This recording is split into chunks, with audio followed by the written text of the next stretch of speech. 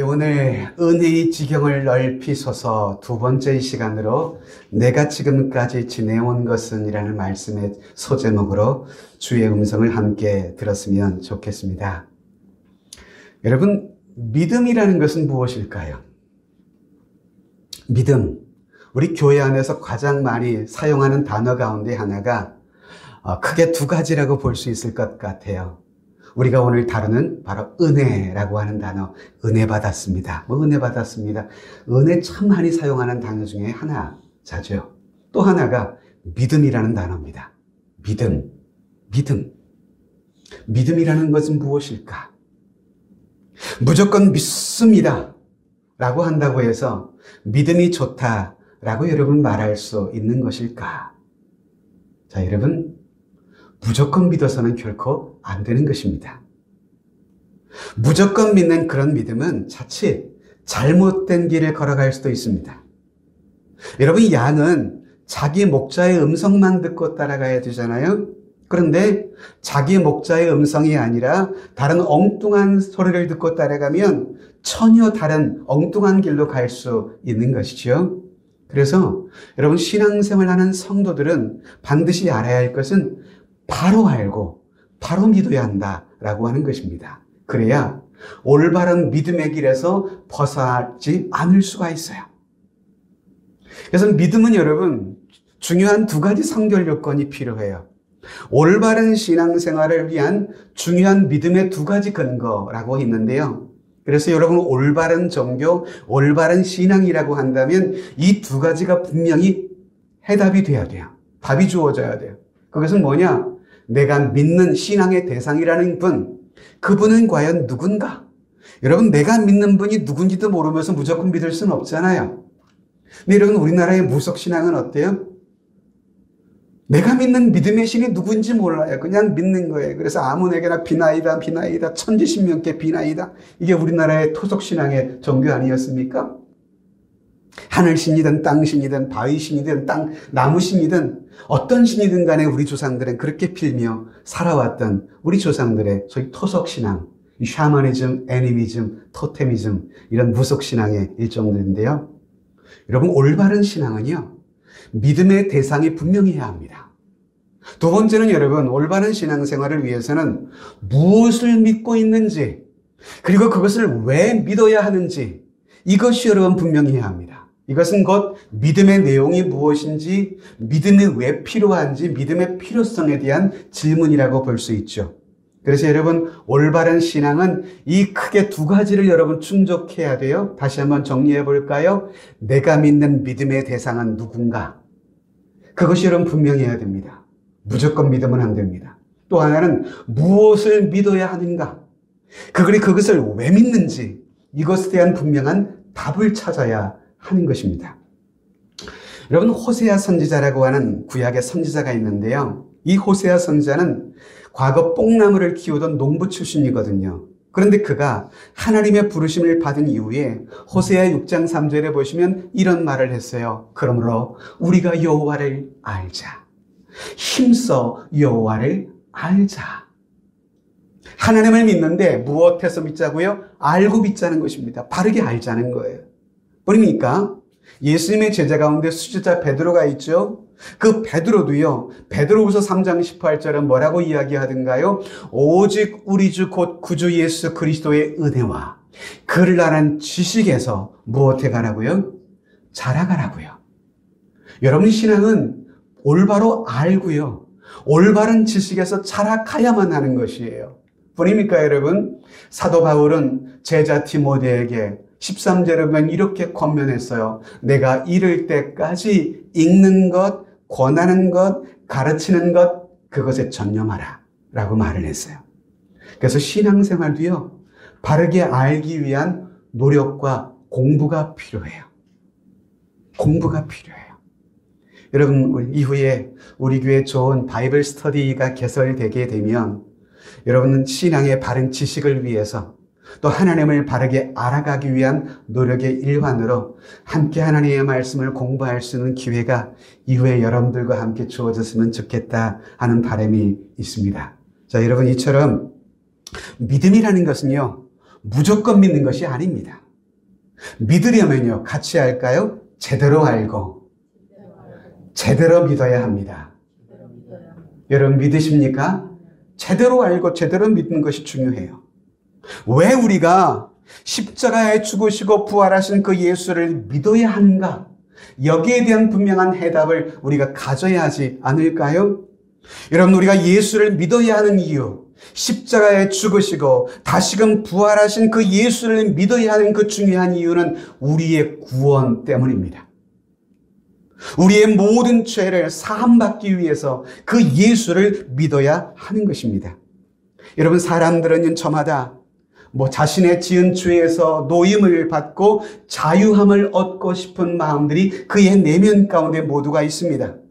그로부터 죄로부터 자신의 내면에 있는 어떤 깊은 죄책감으로부터 자유를 얻고 싶은 것이 우리 인간의 깊은 내면의 속성이기도 하거든요.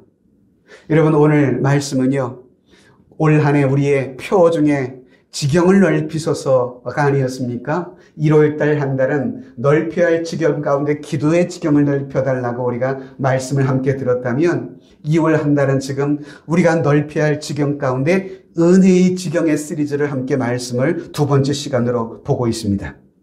전 여러분들이 올 한 해 동안 하나님의 은혜에 대한 은혜를 경험하고 은혜를 알고 은혜를 체험하는 지경들이 올 한 해 넓혀졌으면 좋겠다라고 하는 것입니다. 그래서 하나님의 긍휼에 대해서, 나를 사랑하신 하나님의 사랑하심에 대해서, 그리고 하나님의 은혜로 받은 구원에 대해서 오늘 저와 여러분들과 함께 이야기하고자 합니다. 조금 전에 말씀드렸다시피 여러분, 성경은, 올바른 신앙은 바르게 알고 바르게 믿어야 한다고 했잖아요. 어쩌면 오늘 말씀의 내용이 여러분들에게 조금은 딱딱하게 들려질 수도 있겠지만 올바른 믿음을 위한 바른 지식이 우리에게 너무도 절실하게 필요하기 때문에 이 말씀을 전하지 않을 수 없습니다.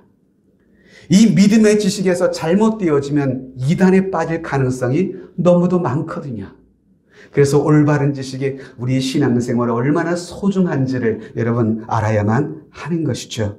자, 오늘 본문 1절을 보시면 이렇게 시작해요. 그는 허물과 죄로 죽었던 너희를 살리셨도다. 그는 우리 예수님을 가리킵니다. 예수님께서는 허물과 죄로 죽었던 우리들을 살리셨다는 것입니다. 여기 성경을 보면 인간의 본질적인 모습에 대해서 뭐라고 정의합니까? 허물과 죄로 죽어있던 너희들이라고 여러분 성경은 이야기합니다. 여기서 허물과 죄로 죽었다라고 하는 이 죽음은 육체적인 죽음을 의미하는 죽음은 아닙니다. 하나님과 우리와의 사이에 관계에 오는 영적인 사망, 영적인 죽음을 의미하는 것입니다. 그래서 육체적으로는 우리가 호흡을 하며 살아가지만 영적으로는 하나님과의 관계에 있어서 죽어있는 상태, 살아있으나 실상은 하나님 앞에서 죽은 자와 같은 상태, 허물과 죄로 죽었다. 이것이 여러분 이 땅을 살아가는 인간의 실존에 대한 성경적 데피니션, 정의라고 볼 수가 있습니다. 그리고 이어지는 2절을 보시면 뭐라고 이야기합니까? 그때에, 허물과 죄로 죽었던 바로 그때에 너희는 그 가운데서 행하여 이 세상 풍조를 따르고 공중의 권세 잡은 자를 따랐으니 곧 지금 불순종의 아들들 가운데 역사하는 그 영을 우리가 따랐다는 거예요. 그 우리가 누구예요? 허물과 죄로 죽어있던 우리들. 여기서 보면 허물과 죄로 죽었던 우리들이 이 땅에서 살아가는 세 가지 삶의 모습을 표현하고 있어요. 이 세상 풍조를 따르고, 그리고 공중의 권세 잡은 자를 따르고, 그리고 불순종의 아들들 가운데 역사하는 그 영을 추종하며 살았다. 이 세 가지를 의미하는데요. 이것을 좀 한 가지씩 살펴보려고 하는 것입니다. 먼저 허물과 죄로 죽어있던 우리들은 과거 이 세상 풍조를 따르던 사람이었어요. 세상의 방법, 세상의 풍성, 이 세상의 가치관, 이 세상의 문화를 사랑하며 살아가던 사람들. 그래서 여러분, 사도 바울은 믿는 성도들을 향해서 우리에게 권면하고 있는데요. 한번 믿는 성도를 향해서 바울이 권면한 권면의 내용, 로마서 12장의 말씀을 같이 읽어보실까요? 시작. 너희는 이 세대를 본받지 말고 오직 마음을 새롭게 함으로 변화를 받아 하나님의 선하시고 기뻐하시고 온전하신 뜻이 무엇인지 분별하도록 하라. 여기서 사도 바울은 뭐라고 이야기합니까? 너희는 이 세대를 본받지 말라라고 말씀해주고 있잖아요. 이 세대를 본받지 말라. 여러분, 이 세대를 본받지 말라. 하나님을 모르는 사람들은 어떻습니까? 하나님을 모르는 사람들은요, 이 세상에 하나님을 모르는 사람들, 그리고 하나님을 알지만 그분을 사랑하지 않는 사람들, 또 하나님을 멀리하는 사람들, 이 모든 허물과 죄로 죽었던 우리 모든 사람들, 결국 이들은요, 하나님을 사랑하기보다는 이 세상의 풍조를 사랑하며 살아가게 되더라는 것입니다. 그래서 이 세상의 사람들은 자신의 모든 소망, 자신의 삶의 모든 삶의 전부를 이 세상에 걸고 살아가게 되는 것입니다. 그것이 허물과 죄로 죽어있던 우리들의 모습의 단면이라 성경은 그렇게 말하고 있는 것이고요. 두 번째, 허물과 죄로 죽어있던 우리들의 두 번째 모습은 사단에게 종로를 쌓으며 따르는 삶을 살고 있다는 것입니다. 오늘 본문 2절을 다시 한번 읽어볼까요? 이 세상 풍조를 따르고 공중의 권세 잡은 자를 따랐으니 곧 지금 불순종의 아들들 가운데서 역사하는 영이라. 여기서 공중의 권세 잡은 자를 따랐다고 했어요. 공중의 권세 잡은 자는 누구를 가리킵니까? 불순종의 아들들 가운데 역사하는 그 영을 의미하는 것입니다. 그러면 이 불순종의 아들들 가운데 역사하는 그 영, 공중의 권세 잡은 그 사람, 그 영은 누구를 의미하는가요? 그것은 다름이 아닌 사단, 마귀를 가리키는 것입니다. 여러분, 이처럼 하나님의 사랑에서 떠나 이 세상의 풍조를 따르는 세상의 사람들은 이 세상에 있는 것을 사랑할 뿐만 아니라 세상의 방법을 사랑하고 죄의 근원이라고 할 수 있는 죄의 원조인 사단에게 종로로 타며 그것을 사는 것을 즐기면서 이 땅을 살아가게 되더라라고 하는 것입니다. 그래서 그런 사람들의 삶을 가리켜 우리 주님께서는 요한복음 8장에서 예수님이 이렇게 그들을 지적하시며 책망하셨어요. 너희는 너희의 아비 마귀에게서 났으니 너희 아비의 욕심대로 너희도 행하고자 하느니라. 그는 처음부터 살인한 자요 진리가 그 속에 없으므로 진리에 서지 못하고 거짓을 말할 때마다 제 것으로 말하나니 이는 그가 거짓말쟁이요 거짓의 아비가 되었음이라. 주님은 여전히 죄 가운데 살아가는 사람들, 그들을 뭐라고 이야기합니까? 너희는 본래 너희 아비 마귀에게서 났으니 너희 아비 마귀의 욕심대로 너희도 행하고자 한다. 즉 그들은 본래 너희 아비 마귀의 자식이었다라고 주님이 지적하고 계십니다. 그들의 아비 마귀는 살인자요, 진리가 없는 자요, 그 입술에 거짓이 가득한 그런 자인 것입니다. 여러분, 사단은 지금도 세상의 권력을 가지고 불순종의 아들들 가운데 역사하는 어둠의 영들이에요. 그런데 허물과 죄로 죽은 이 땅의 수많은 사람들이 지금도 스스로 그런 사단에게 종로로 타며 살기를 기뻐하며 살아가고 있다는 것입니다. 그래서 이런 사단의 영에 얽매이는 사람들의 모습을 보면 살인적이며 파괴적이며 오만하며 혈기를 내뿜고 분노하고 반항적이고 폭력적으로 여러분 살아가게 되더라라고 하는 것이죠. 또한 여러분, 죄와 허물로 죽은 사람들은 어떠한 삶을 살게 됩니까? 세 번째 보면 육체의 욕심을 따라 육체와 마음이 원하는 것을 행하며 살아가더라는 것입니다. 우리 3절 같이 읽어볼까요? 시작. 전에는 우리도 다 그 가운데서 우리 육체의 욕심을 따라 지내며 육체와 마음에 원하는 것을 하여 다른 이들과 같이 본질상 진노의 자녀이었더니. 여러분, 이처럼 죄와 허물로 죽은 사람들은요, 모두가 죄와 육체의 욕심의 노예 포로가 되고 말더라는 것입니다. 창세기에 가보시면 인류의 최초의 살인자가 되는 가인이라고 하는 사람이 나오죠. 아벨의 형 가인. 이 가인의 마음속에 동생을 향한 분노가 치밀어 오르기 시작했어요. 곧 죄를 지을 위기의 순간 앞에 직면해 있었습니다. 그때 하나님께서 그런 분노했던 가인에게 와서 뭐라고 말을 할까요? 주님은 이렇게 가인에게 말했어요. 죄가 너를 원하고 있으니 너는 죄를 다스릴지니라. 이렇게 하나님이 가인에게 경고하셨거든요. 너가 죄를 다스리지 않으면 죄가 너를 다스릴 것이라고 하는 경고예요.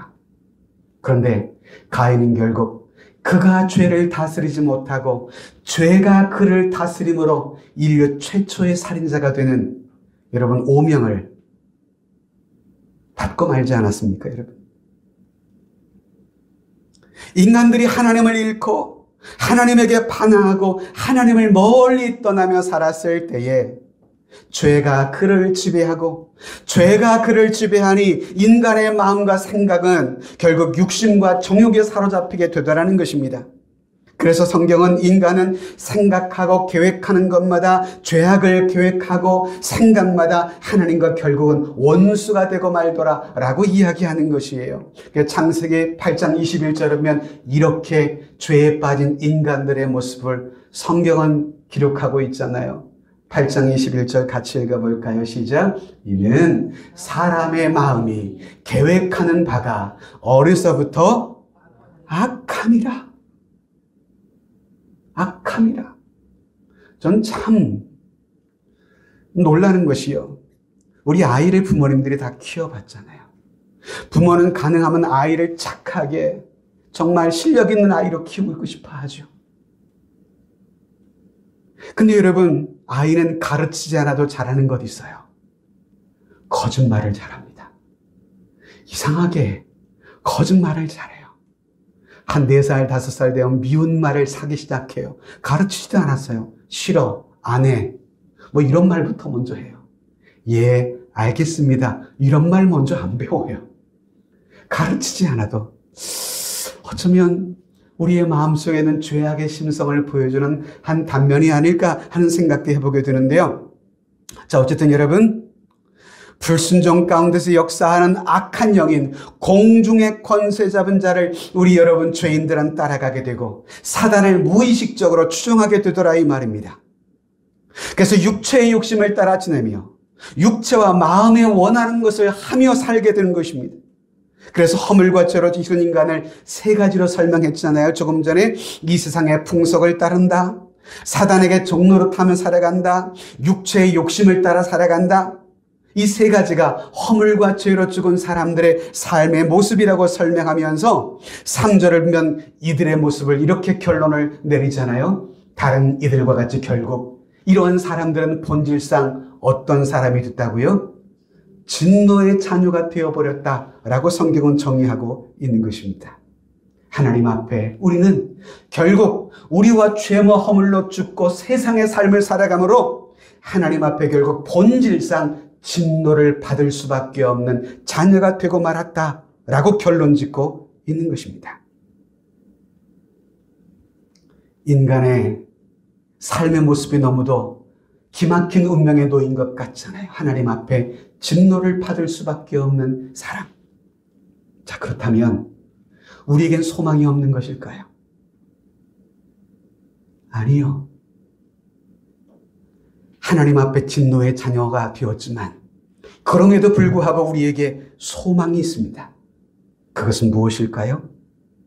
우리는 육체의 욕심을 따라 지냈지만 그동안 세상의 풍조를 따라 살았지만 그러한 우리를 하나님께서는 다시금 살려주셨다는 것입니다. 할렐루야.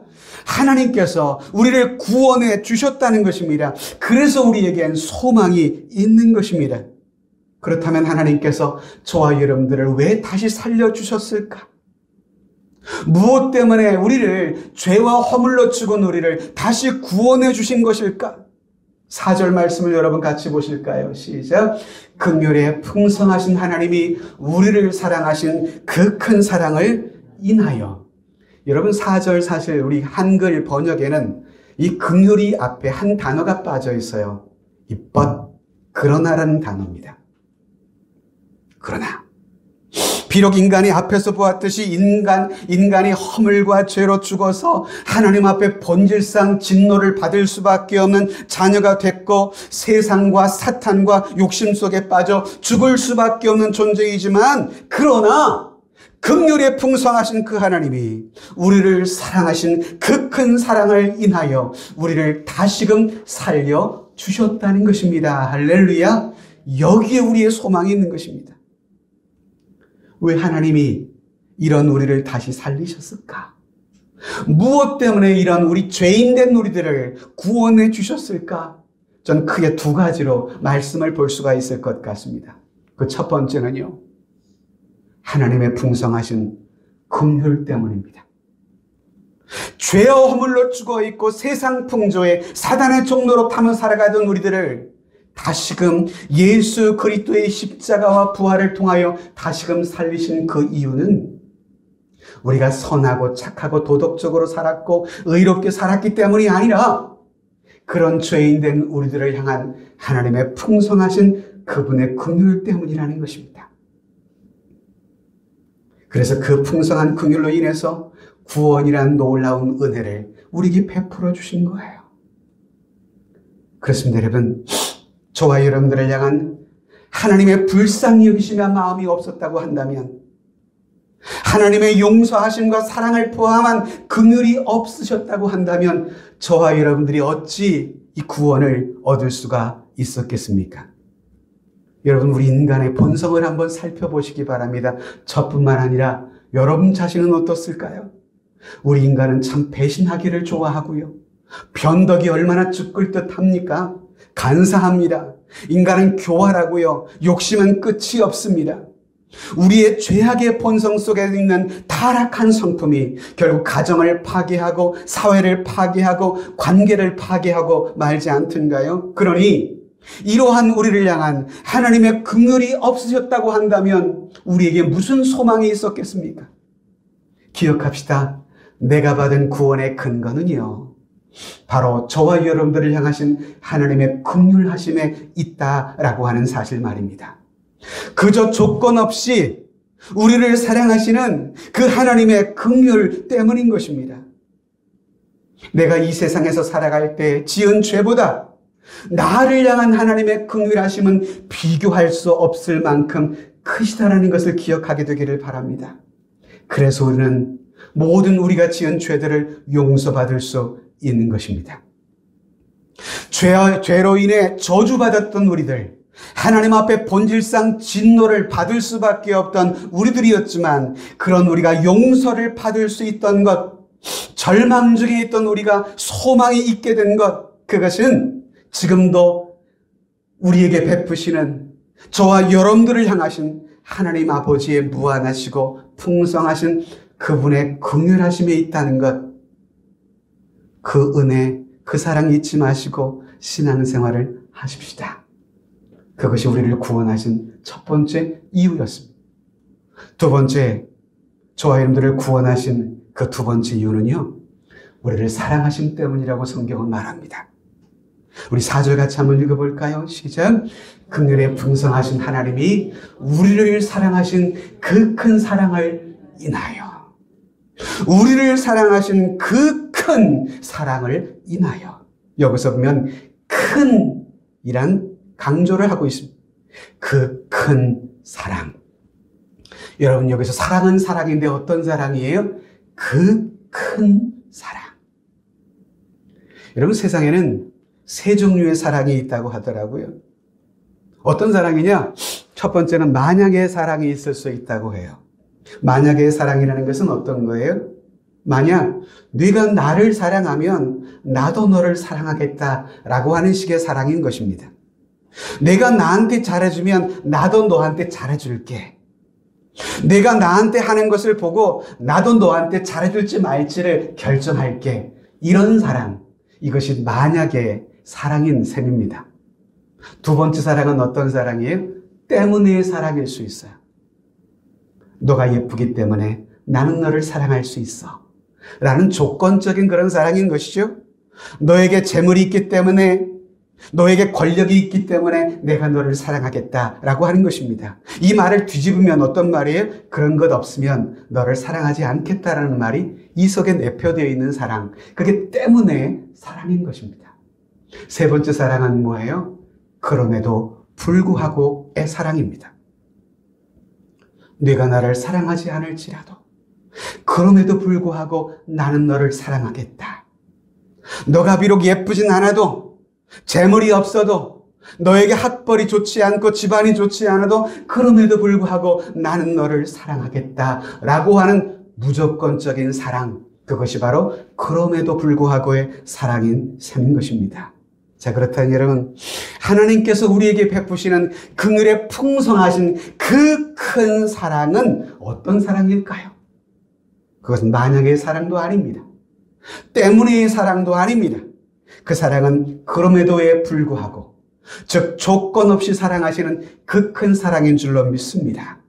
우린 주님의 그 큰 사랑 때문에 저와 여러분들은 구원을 받은 것입니다. 그리스도께서 우리를 다시 살리신 것, 이 놀라운 큰 구원은 하나님의 은혜로 값없이 우리에게 준 것이라는 사실을 성경은 분명히 선포하고 있는데요. 5절 말씀을 같이 한번 여러분 읽어볼까요? 시작. 허물로 죽은 우리를 그리스도와 함께 살리셨고 너희는 은혜로 구원을 받은 것이라. 구원을 무엇으로 받았다고요? 은혜로 받은 것이라고요. 여러분, 은혜라는 말이 무슨 뜻인지 아시나요? 받을 자격이 전혀 없는 자에게 무조건적으로 베풀어주는 호의가 은혜라고 하는 것입니다. 여러분, 하나님이 우리를 구원해 주심은 하나님의 이런 전적인 은혜로 말미암았다는 사실이에요. 우리의 어떤 행위나 공로 때문이 아니라 오직 하나님의 은혜로 말미암아 구원을 얻게 됐습니다. 그래서 5절 6절 한 번 더 읽어볼까요? 시작. 허물로 죽은 우리를 그리스도와 함께 살리셨고 너희는 은혜로 구원을 받은 것이라. 또 함께 일으키사 그리스도 예수 안에서 함께 하늘에 앉히시니. 여기 여러분 단어를 보면 중요한 세 가지 동사가 등장하는데요. 첫 번째는 살리셨고, 두 번째는 일으키사, 세 번째는 앉히시니라고 하는 동사입니다.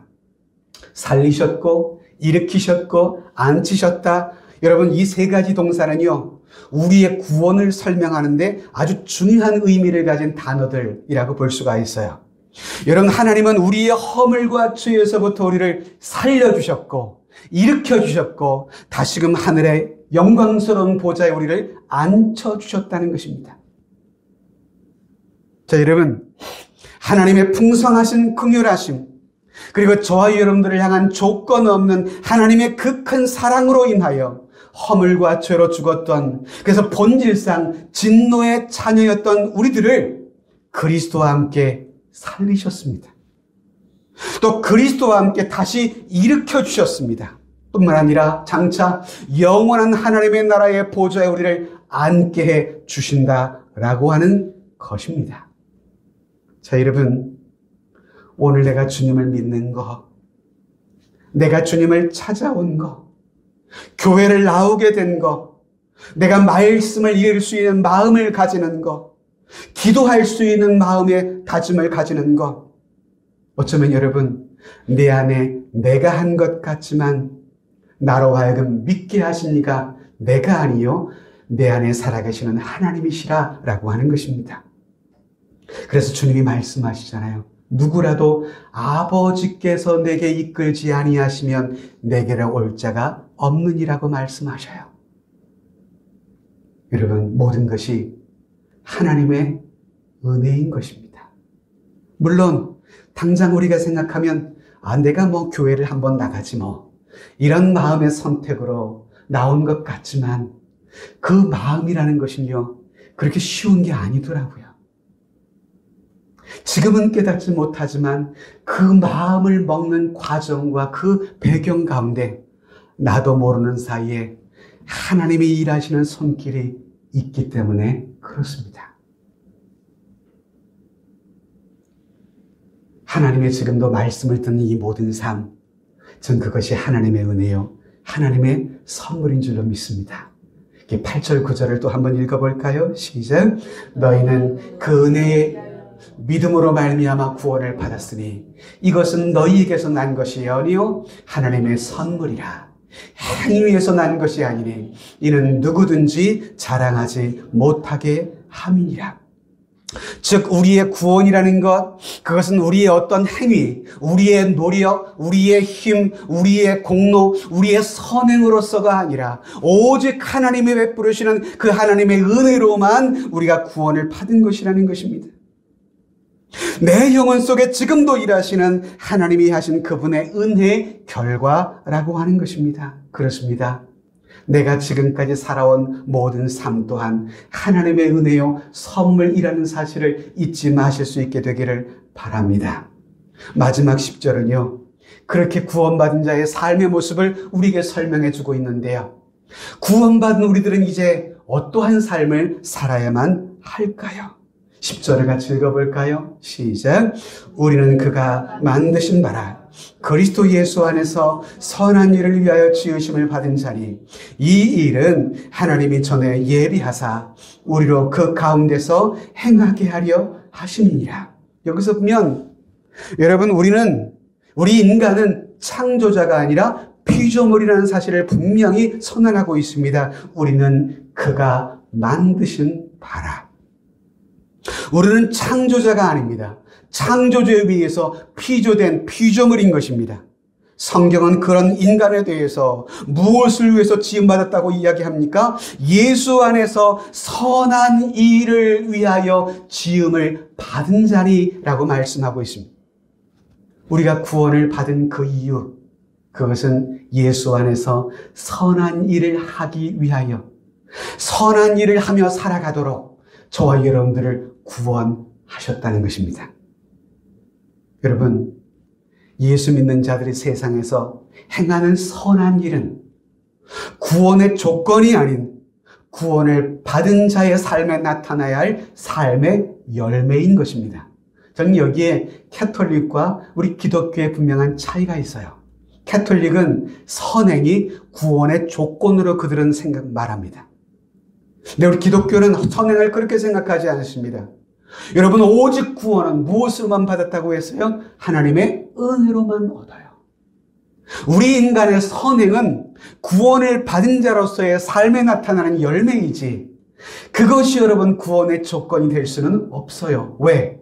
구원은 오직 무엇으로만 받기 때문에, 은혜로만 받기 때문에 그렇습니다. 말씀을 여러분 정리해 보려고 합니다. 우리 모두는 과거에 죄와 허물로 죽어있던 그런 사람들이었습니다.